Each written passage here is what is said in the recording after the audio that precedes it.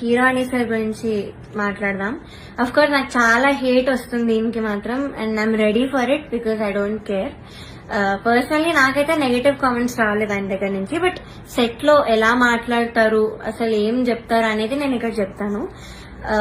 Point number 1, melodies పాడిన వాళ్ళకి మాత్రం వాళ్ళు ఎలా పాడినా కూడా నేను ఆటోమేటిక్ గా మంచి స్కోర్ తీస్తాను అని ఆయన నోట్తో ఆయనే చెప్పారు. So he's very bias towards melody songs and his compositions. ఎలా పాడినా కూడా మార్క్స్ వేసేస్తారు. అయినే కాదు, అక్కడ ఉన్న సునీత గారు, చంద్రబోస్ సార్ కూడా, వీళ్ళందరూ కూడా అంతే. వాళ్ళ సాంగ్స్ పాడితే మాత్రం స్కోర్స్ ఆటోమేటిక్ గా మంచిగా వచ్చేసాయి. సో ఇది పాయింట్ నెంబర్ 1.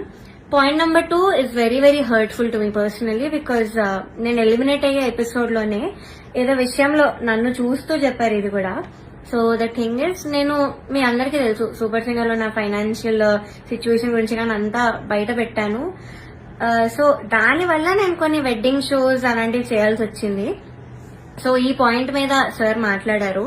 ఏమన్నారంటే అసలు వెడ్డింగ్ షోస్ చేసేవాళ్ళు నా దృష్టిలో సింగర్సే కాదు, నాకు చాలా అసహ్యం, it's like you're disrespecting music అని ఈ మాట అన్నారు. చాలా చాలా బాగా అనిపించింది. అదేంటి అంత స్టేజ్ లో ఉన్నాయని ఇలా మాట్లాడారేంటి అని. సో ఇదొకటి, నన్ను చూస్తూ మాట్లాడారు ఇంకా. It was very hurtful.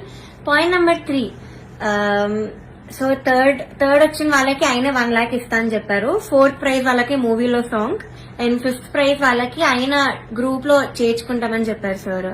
So ఇది ఎలా చెప్పారంటే, 5th ప్రైజ్ వచ్చిన వాళ్ళకి నా దగ్గరకి కొంతమంది రోజు వచ్చి చాకరీ చేస్తూ ఉంటారు, వాళ్ళ ట్రూప్ లో జాయిన్ చేసుకుంటా అని చెప్పారు. ఇలా చాకరీ అనే వర్డ్ వాడారు. అంటే ఇది డిస్రెస్పెక్ట్ఫుల్ కాదా? So this was very very bad. అంటే అలా అనకూడదు, సింగర్స్ ఇలా చాకరీ చేసిపోతారు, దానిలో మిమ్మల్ని కూడా జాయిన్ చేసుకుంటారని ఇలా అన్నారు. సో మీకు ఎలా అనిపిస్తుందో ఇంకా మీరు ఆలోచించండి ఒకసారి.